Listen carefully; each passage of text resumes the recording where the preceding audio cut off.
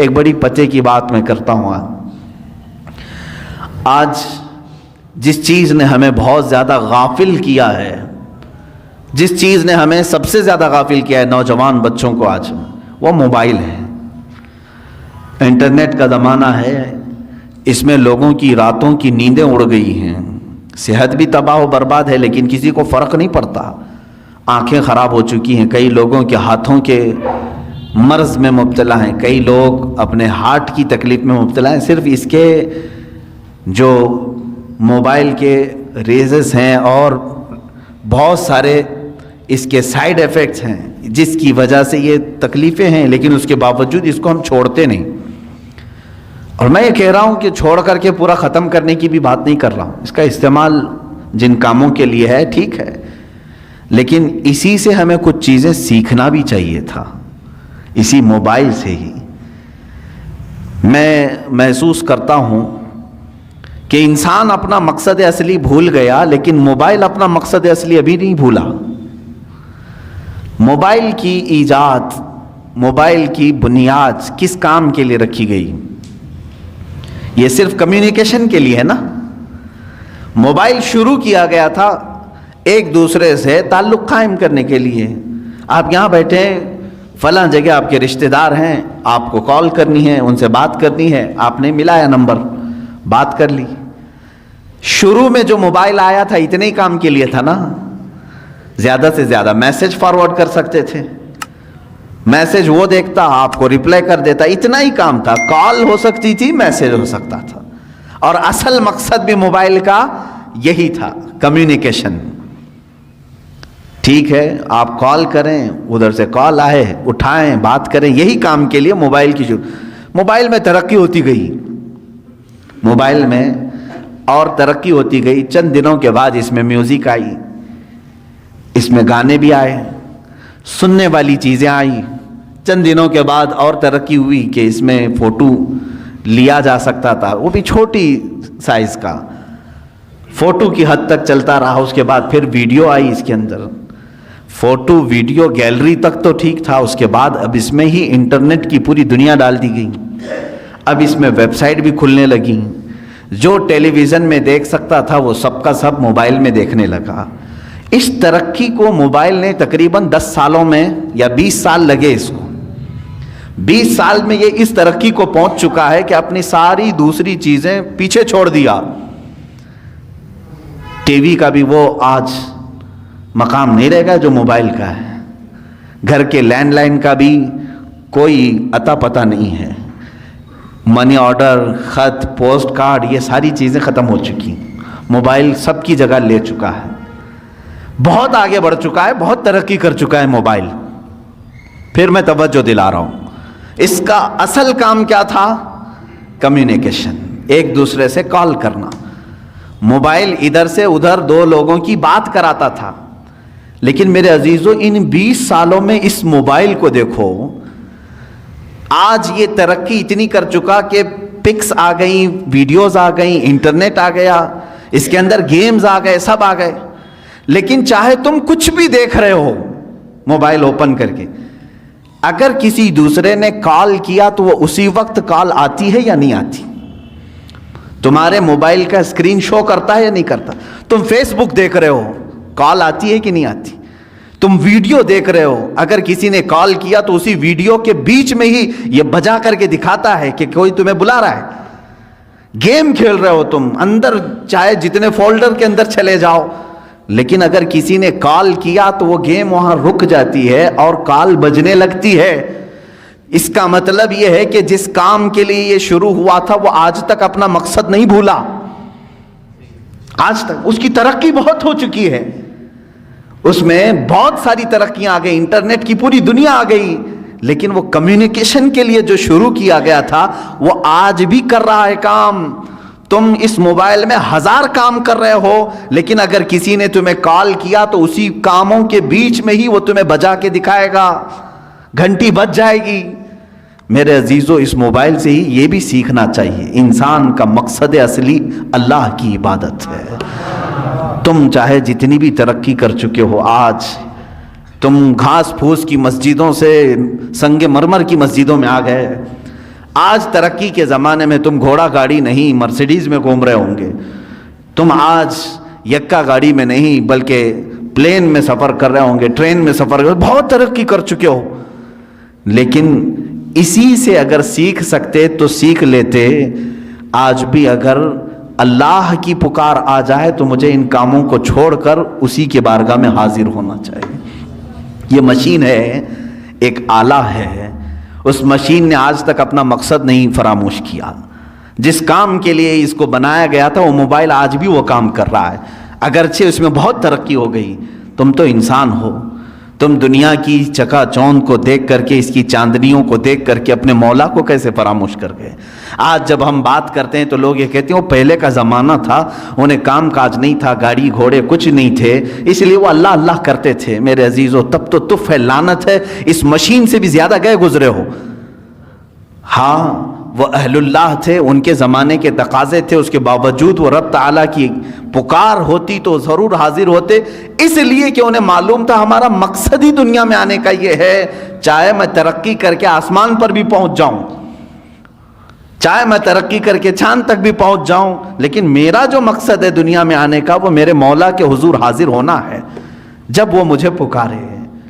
عزیزان کرام وقار، آج جن چیزوں نے ہمیں اپنے مقصد سے دور کیا ہے ان چیزوں سے ہی تم سیکھ سکتے تھے. موبائل سے کوئی سیکھ نہیں رہا ہے، اس کو استعمال تو کر رہے ہیں، اسی سے سیکھ سکتے تھے. آج اللہ رب العزت کے حضور حاضر ہونے کا جو شوق ہونا چاہیے وہ کیوں نہیں ہے؟ اچھا، ایک اور بات اسی موبائل سے ہم نے جب تحقیق کیا تو یہ بھی پتہ چلا، جب پڑھتے تھے نا کتابیں، سنتے تھے کہ امام اعظم ابو حنیفہ رضی اللہ تعالیٰ عنہ رات کو کھڑے ہوتے تو صبح تک ایک قرآن ختم کر لیتے تھے. 4 ورق پڑھنے نہیں ہوتا آج مسجد میں، 2 ورق پڑھتے ہی بھاگنے کا دل کرتا ہے لوگوں کا. 30 پارے ایک رات میں کیسے ہوتے تھے، کیسے وہ پڑھ جاتے تھے، ایک رات میں کیسے پورا ختم قرآن ہوتا تھا. بلکہ آج بھی موجود ہیں جو لوگ کثرت سے قرآن پڑھتے ہیں، یقیناً انہیں کوئی تو مزہ ملتا ہوگا تبھی تو پڑھتے ہوں گے. لیکن جب ہم کتابوں میں یہ اور بزرگوں کے بارے میں پڑھتے تھے، حضرت امام مالک رضی اللہ تعالیٰ عنہ کے متعلق بھی ہے، ایک بزرگ کے متعلق میں نام ذہن میں نہیں ہے، فرماتے ہیں کہ وہ کبھی کبھار ایسا ہوتا کہ گھوڑا حاضر کر دیا جاتا سفر کے لیے، گھوڑے پر پیر اٹھاتے ابھی رکھنے کے لیے، اور دوسرا پیر اٹھانے سے پہلے تک وہ پورا ختم قرآن کر جاتے تھے. کتنی دیر لگتی ہوگی؟ ہاں، یہ اور بات ہے کہ ان اہل اللہ کے لیے اللہ تعالیٰ زمانے کو گھیر دیتا، ان کے لیے قرآن پاک کو اس قدر تیزی سے پڑھنا یا اس میں ہو جانا، مشغول ہو جانا، یہ کیسا ہوتا تھا یہ سمجھ میں نہیں آتا تھا. لیکن اب سمجھ میں آنے لگا جب لوگوں کو، نوجوانوں کو گھنٹوں موبائل میں ڈوبے ہوئے ہم دیکھتے ہیں. آخر ہے کیا اس کے اندر؟ رات کو لے کر کے بیٹھا ہے تو صبح کے 4 بجنے لگ گئے، اس کو وقت کا احساس ہی نہیں ہوا. فلموں کو دیکھ رہے ہیں یا پھر ویڈیو گیمز، ان تمام چیزوں میں جب نوجوان بیٹھے رہتے ہیں تو ان کو وقت کا خیال ہی نہیں رہتا. ہو بہو اس لیے کہ تم اس کو دل دے بیٹھے ہو، ان گیمز کو دل دے بیٹھے ہو، اس لیے تمہیں وقت کا احساس نہیں ہو رہا. یہ دل اگر قرآن کو دیا ہوتا تو قرآن کے پڑھنے کا بھی تمہیں کبھی اکتاہٹ اور ملال آ ہی نہیں سکتا. ایک بزرگ سے سوال کیا گیا، انہوں نے فرمایا، سوال بھی بڑا اچھا ہے، انہوں نے کہا کہ کبھی ایسا ہوتا ہے فلم دیکھنے کے لیے بیٹھے ہیں، 3 گھنٹے آرام سے بیٹھ جاتے ہیں، 4 گھنٹے کرکٹ دیکھنے کے لیے بیٹھ جاتے ہیں، کبھی کچھ بھی نہیں ہوتا، سکون سے بیٹھ جاتے ہیں. مسجد میں پائتی بدلتے رہتے ہیں ادھر سے ادھر. اگر تھوڑی دیر ہم بند کریں تو لوگوں کی بے قراری شروع ہو جائے گی، ادھر جانا ہے، ادھر جانا ہے، ادھر آنا ہے، ادھر آنا ہے. تھوڑی ہلکی آواز آئے کہ سب ادھر طرف توجہ کر لیں. یہ کیا مسئلہ ہے؟ ادھر سکون سے بیٹھتا نہیں ہے اور ادھر آرام سے بیٹھا رہتا ہے، وہاں گھنٹوں گزر جاتے ہیں. کیوں ایسا ہے؟ توجہ چاہتا ہوں میرے عزیز. اس بزرگ نے فرمایا یہ اللہ تبارک و تعالیٰ کے بنائے ہوئے نظام ہے میرے عزیز. کیونکہ حدیث پاک میں میرے آقا صلی اللہ علیہ وسلم نے فرمایا 2 راستے ہیں یہاں دنیا میں.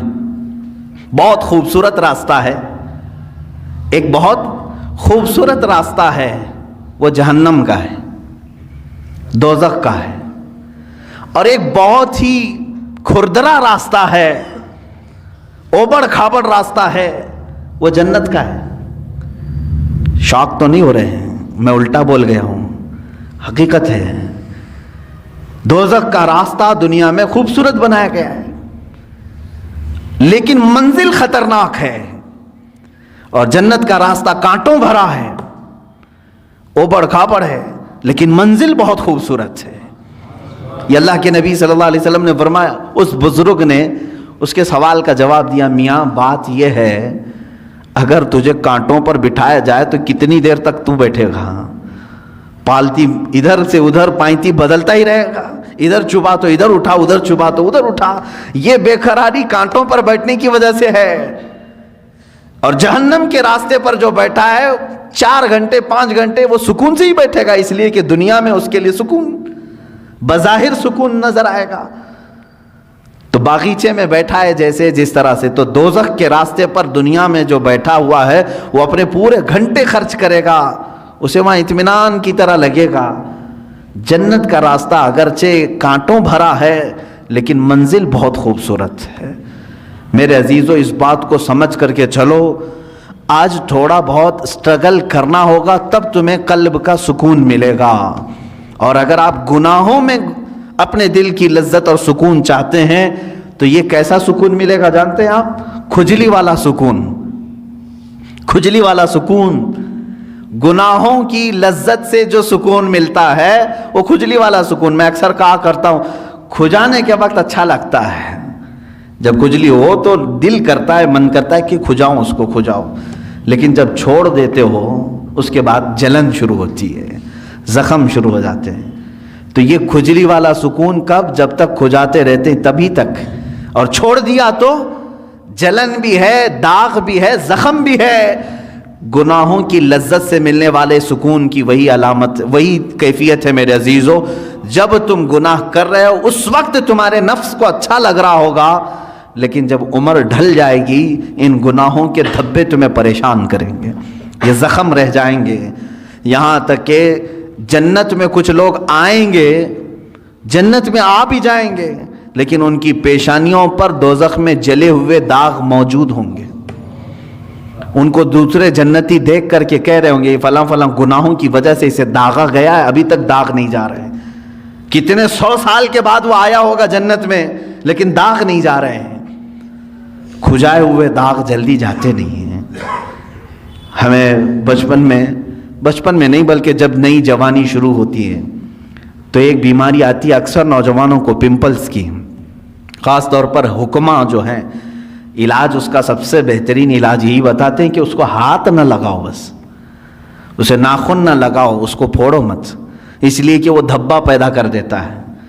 تمہیں بے قراری ہو رہی ہے اور جب تک اس کو نہ نکالوں، حالانکہ وہ بہت خراب تو نہیں لگتا لیکن تمہیں خراب لگنے لگتا ہے، یہ سائیکالوجی ہے۔ اس کو پھوڑ دیتا ہے، کھینچ کے نکال دیتا ہے۔ کچھ لوگوں کو تو میں نے دیکھا بلیڈ سے کاٹتے ہوئے، زخم تو کر لیا لیکن وہ ہمیشہ کے لیے اس پہ داغ رہ گیا۔ اب اس داغ کو ختم کرنے کے لیے پتہ نہیں کتنے کریم لگاتا ہے، پھر اس کو لیپا پوتی کی جاتی ہے۔ گناہوں کے ایسے ہی معاملات ہیں، جنہوں نے جوانی میں لطف اٹھائے، لذتیں اٹھائی، اپنے ہاتھوں سے گناہ کیے، اپنے شرمگاہ سے گناہ کیے، اپنی آنکھوں سے گناہ کیے، اپنے زبان سے کیے، چند دنوں کے بعد یہ گناہوں کے دھبے اس طرح سے ہوتے ہیں کہ اللہ رب العزت کی نظر رحمت اس کی طرف نہیں ہوتی ہے، اس کی دعائیں بار اجابت سے نہیں ٹکراتی ہیں۔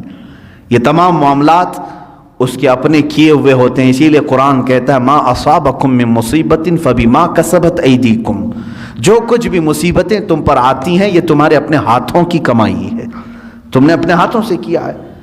عزیزان گرامی وقار، اب قلب کے سکون کے لیے تھوڑا سٹرگل تو کرنا ہوگا، تھوڑا سٹرگل کرنا ہوگا۔ اولیاء کاملین نے جو مقامات حاصل کی، آپ کرامات تو ان کے سنتے بھی ہیں، بیان بھی کرتے ہیں، کیا پہنچے ہوئے ولی تھے، لیکن کبھی سوچا آپ نے وہ پہنچے کس طرح سے تھے؟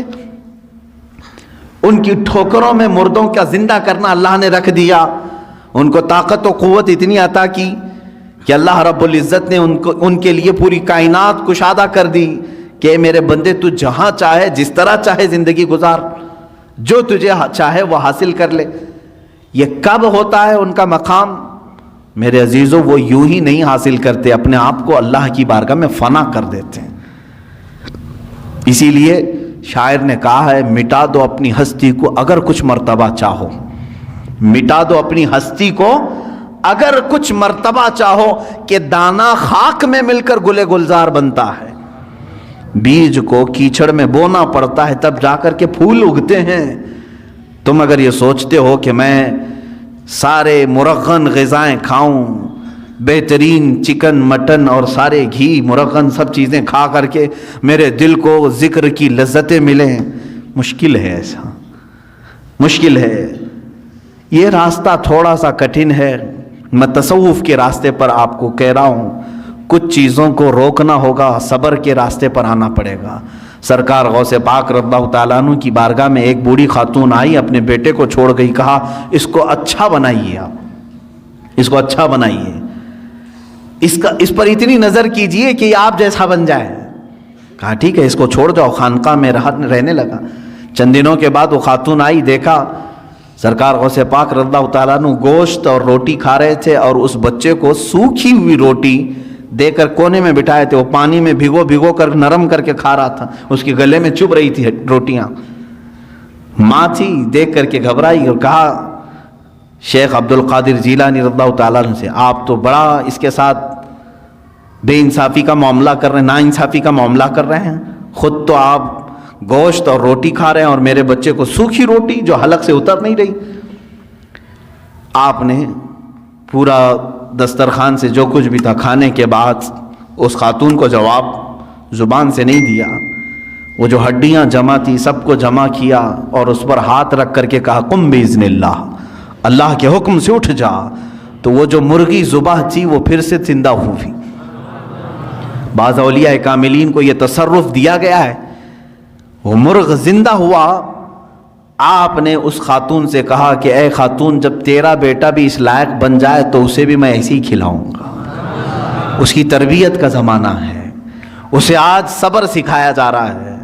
میرے عزیزو، آج یہ میرے لیے بھی نصیحت ہے، آپ کے لیے بھی نصیحت ہے۔ ہم اچھے کھانے کھاتے ہیں، لیکن ہفتے میں ایک مرتبہ اپنی زندگی میں ایسا دن بھی رکھو کہ یا تو وہ دن روزے سے ہو جائیں، یا تو پھر اس دن فاقہ اس طرح سے کریں کہ جس کو نفس نہ پسند کرتا وہ چیز ہم کھائیں۔ سوکھے چوڑے ہمارے ہاں ملتے ہیں، ظاہر سی بات ہے اس کو چبانے میں دقت ہوتی ہے۔ اس نفس کو مارنا ہو تو ایک دن ایسا رکھو کہ اسی کو کھا لیں ہم۔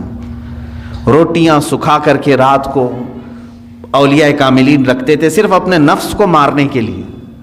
جب تک آپ یہ جنگ نہیں کریں گے ذکر کی لذت آپ کو نہیں ملے گی۔ ہاں آپ اللہ اللہ اللہ اللہ کریں گے، سر ہلے گا، دل کچھ بھی نہیں ہلے گا۔ دل کو ہلانے کے لیے پریکٹیکلی طور پر آپ کو کچھ چیزوں سے گزرنا پڑے گا۔ سب سے پہلی چیز ہے اس میں اپنے غذاؤں پر کنٹرول، اپنے غذاؤں پر کنٹرول۔ یہ غذاؤں کی لت جو ہے ہمیں آج حرام کاریوں کی طرف لے جا رہی ہے۔ زبان کے چٹخارے جو ہیں بہت خطرناک ہیں۔ اسی لیے دنیا میں دو ہی شہوت ہے، سب سے بڑی شہوت، ایک شرمگاہ کی شہوت اور ایک زبان کی شہوت۔ ان دو کو اگر کسی نے شکست دے دیا تو وہ ولی بن جائے گا، ولی بن جائے گا۔ زبان کی شہوت یہ ہمیشہ اس کو جو لذت مل گئی وہی کھانا چاہتی ہے۔ جس کو گوشت کھانے کی لذت میں، گوشت حرام نہیں ہے، حلال ہے، لیکن کوئی اگر اس کا ایڈکٹ ہو گیا کہ بغیر اس کے تو مجھے چلتا ہی نہیں، تو گویا کہ تم گوشت کے غلام ہو، اپنے اوپر کسی چیز کو تم نے لازم کر لیا ہے۔ کچھ چیزیں ایسی ہیں میرے عزیزوں کہ یہ زبان تم سے وہ سب کراتی ہیں۔ اگر ایڈکٹ ہو گئے تھے، بغیر گوشت کے کھا نہیں سکتے تھے، اتفاق سے ایسا وقت آ گیا زندگی میں کہ پیسہ بھی نہیں ہے، کچھ بھی نہیں ہے، گوشت گھر میں نہیں آیا، کیا کریں گے؟ زبان دوسری چیز تو نگلتی نہیں، چوری کریں گے۔ اور کسی ایسی جگہ پر گئے جہاں پر صرف خنزیر کا گوشت مل رہا ہے وہ بھی کھا لیں گے۔ کھاتے ہوئے میں نے دیکھا ہے ممبئی میں، زبان کا چٹخارا ہے۔ پیزا میں پیزا ملتا ہے، خنزیر کا گوشت ڈال کر کے آدمی بیچ رہا ہے، لوگ خرید رہے ہیں، کھا رہے ہیں۔ نان ویج کھانے کا ایک شوق ہے، میرے عزیزوں کوئی بھی چیز اپنے اوپر اتنی غالب نہ کر لو کہ تم اس کے غلام بن جاؤ اور مجبوری میں تمہیں وہ سب کرنا پڑ جائے. ہاں دنیا سے بقدر ضرورت چیز اٹھاؤ, کسی بھی چیز کو اپنے اوپر حاوی ہونے نہ دو. دو بزرگوں کی بات میں بتا کر کے اپنے ذکر کی مجلس شروع کرنے جاتا ہوں. ایک ہیں سیدنا ابو بکر شبلی رضی اللہ تعالیٰ عنہ, سیدنا جنید بغدادی رضی اللہ تعالیٰ عنہ کے خلیفہ مجاز مرید صادق. شجرہ قادریہ میں ان کا نام آتا ہے. بحر شبلی شیر حق دنیا کے کتوں سے بچا, ایک کا رکھ عبد واحد بے ریا کے واسطے. سیدنا ابو بکر شبلی رضی اللہ تعالیٰ عنہ, ان کے ذکر کرنے کے متعلق تو کتابوں میں لکھا ہے کہ رات کے وقت جب یہ کھڑے ہوتے, دیکھیں نیند کا بھی تو غلبہ ہوتا ہے نا انسان کو. اب زیادہ دیر اگر میں بٹھاؤں تو جمائی شروع ہو جائے گی, ہاں ہو کھولنا شروع کریں. کھانا جب زیادہ ہو جاتا ہے تو نیند کا غلبہ بھی آیا, اور یہ نیند بھی اللہ رب العزت کی یاد سے غافل کرنے والی چیزوں میں سے ہے. خشوع و خضوع نہیں رہے گا, اطمینان قلب نہیں رہے گا.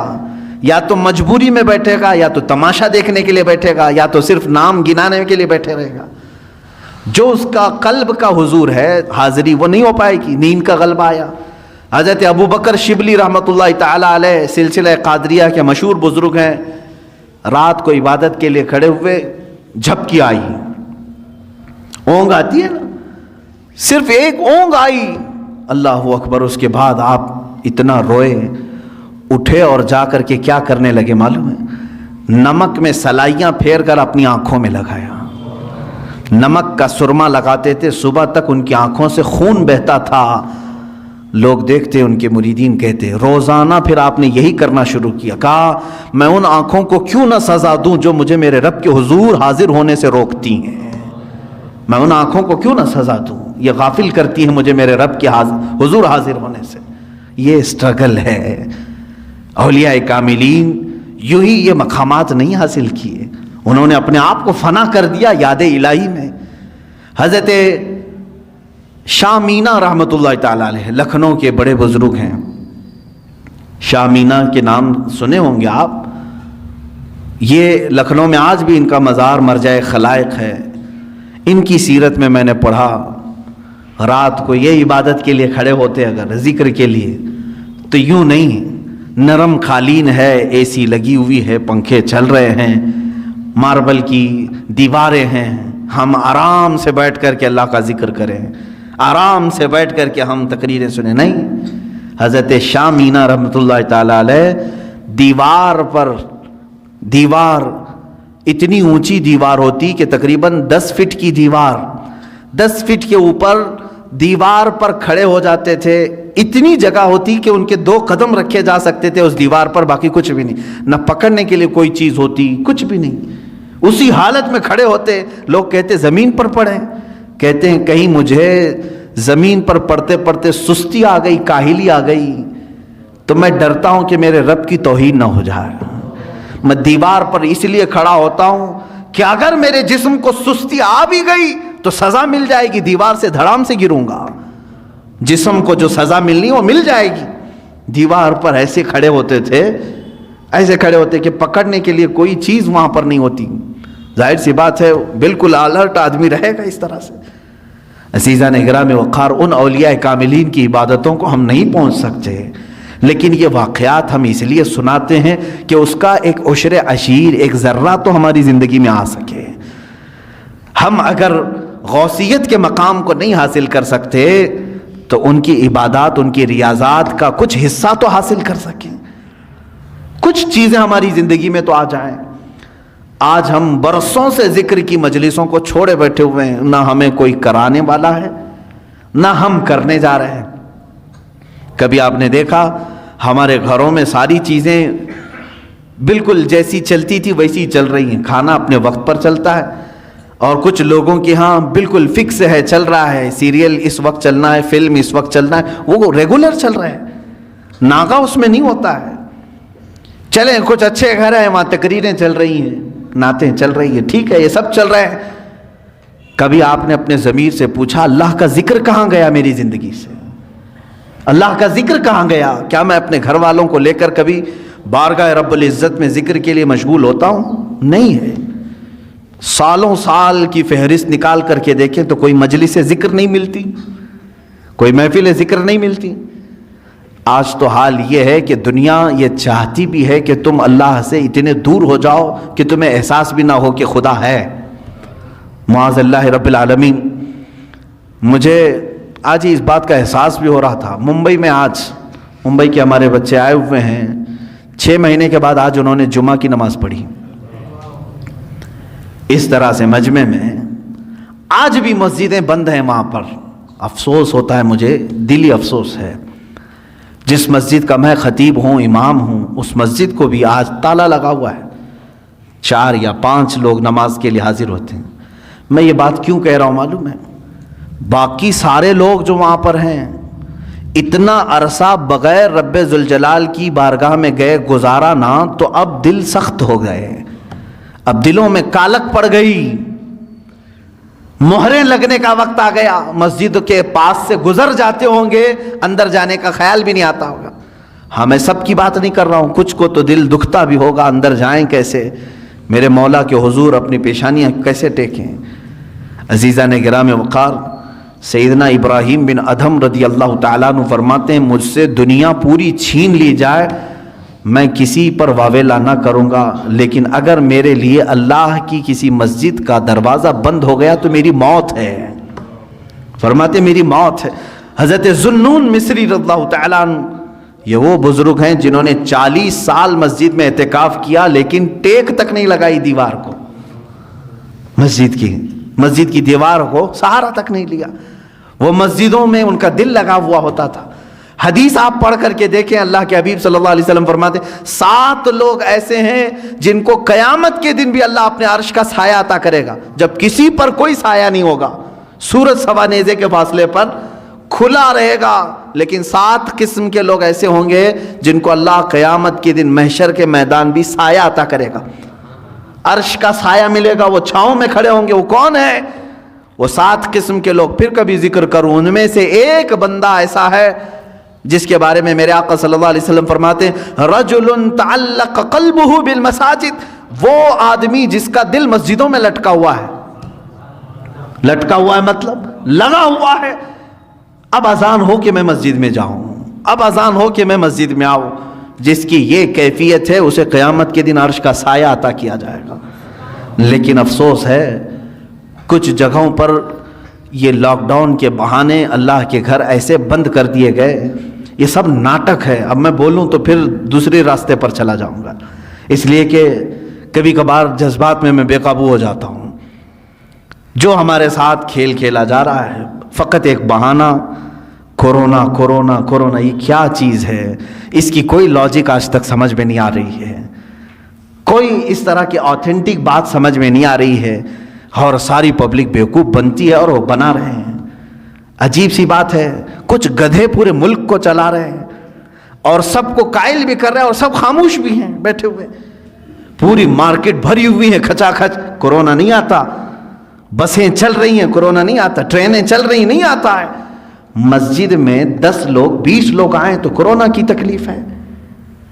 کسی بھی جگہ کی بات، آج پورے ممبئی کے مال کھل گئے، مال پورے کھلے ہوئے ہیں، مال میں بھیڑ نہیں ہوتی، اور باقی وہاں کی مارکیٹوں کا آج جا کر کے آپ اندازہ کریں۔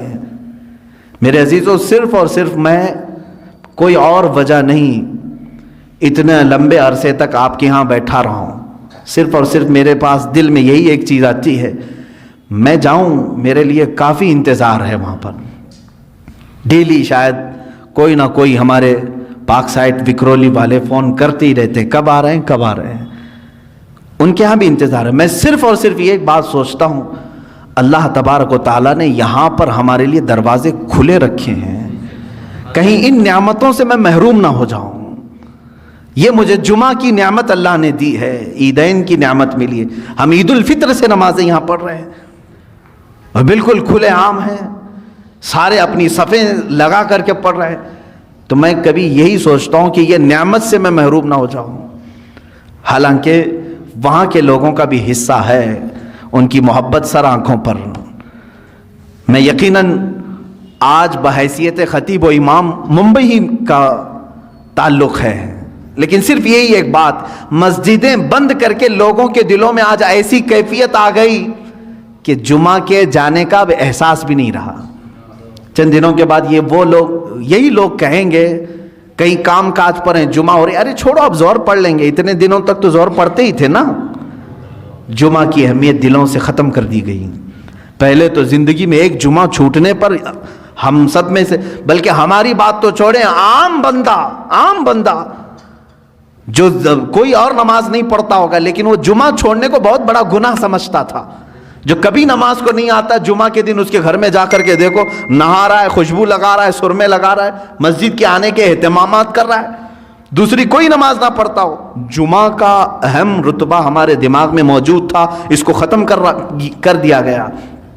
اسی طرح سے ہمارے دلوں سے یہ تمام چیزیں غائب کرنے کے لیے پوری دنیا ایڑی چوٹی کا زور لگا چکی ہے کہ ایک وقت ایسا نہ آ جائے کہ تمہارے دلوں میں یہ بھی خیال ہونے لگے اللہ ہے بھی کہ نہیں ہے، معاذ اللہ رب العالمین۔ کیونکہ جب بندہ اس سے تعلق نہیں رکھے گا تو شیطان کا غلبہ اس کے اوپر ہو جائے گا، شیطان کا غلبہ اس کے اوپر ہو جائے گا اور وہ دماغ میں یہی چیزیں ڈالے گا، کہاں ہے کوئی خدا، کہاں ہے کوئی معبود جس کی عبادت کرنی ہے، سب تو نارمل ہے، ساری دنیا جی رہی ہے، معاذ اللہ رب العالمین۔ اللہ تعالیٰ اسی نحوستوں سے ہمیں محفوظ رکھے۔ اے رب ذوالجلال، زندگی میں کبھی وہ وقت آنے نہ پائے جس وقت ہم تجھ سے غافل ہو جائیں۔ مولا ہم سب کو ہمیشہ تیرے ذکر میں اور تیری یاد میں مشغول رکھ۔ دعا یہی کرتے رہیں، اور اللہ کا وعدہ ہے فَاذْكُرُونِي أَذْكُرْكُمْ، تم مجھے یاد رکھو میں تمہیں یاد کروں گا۔ اور اللہ کا وعدہ سچا ہے، جس نے اسے ذکر کے ذریعے آج یاد کیا، مولا تعالیٰ اس وقت تمہیں یاد کرے گا جب دنیا تمہیں بھول چکی ہوگی۔ دنیا بھول چکی ہوگی لیکن مولا نہیں فراموش کرتا، وہ یاد کرے گا۔ اور اس کی تفسیر میں آپ جا کر کے دیکھیں گے اس آیت کی، اللہ کیسے یاد کرتا ہے بندے کو، اللہ کیسے یاد کرتا ہے؟ تو فرمایا مفسرین نے، تم یہاں مجمع میں اس کو یاد کرو گے انسانوں کے، رب تبارک و تعالیٰ فرشتوں کی جماعت میں تمہارا ذکر کر رہا ہوگا، تمہارا نام فرشتوں کی جماعت میں اللہ بیان کرے گا، یہی اس کا یاد کرنا ہے۔ اور تم دنیا میں اگر مسجد میں اللہ کو یاد کر رہے ہوں گے، اللہ اس کے بدلے میں تمہیں جنت میں یاد کرے گا۔ رب تبارک و تعالیٰ تمہارے نام کا اعلان جنت میں فرمائے گا، اس کا یاد کرنا یہ بہت کمال کا ہے۔ اسی لیے دنیا میں یاد اگر کرو، ذکر اگر کسی کا کرو تو کس کا؟ اللہ رب العزت کا۔ الا بذکر اللہ تطمئن القلوب، آگاہ ہو جاؤ اللہ کے ذکر سے ہی دلوں کو سکون ملتا ہے۔ ذکر کی مجلس ہم قائم کرتے ہیں، اللہ تبارک و تعالی ہمارے دلوں کی کدورت کو ختم فرمائے، دلوں کی سختیوں کو دور فرمائے، ہمارے آنکھوں میں اللہ تعالیٰ سرور عطا فرمائے، ہماری زبانوں میں نور عطا فرمائے، ہمارے قلب کو، ہمارے ذہن کو وسوسوں سے محفوظ فرمائے، اور ہمیشہ اپنے ذکر پر قائم رکھے، اپنے ذکر پر ہی ہماری موت عطا فرمائے۔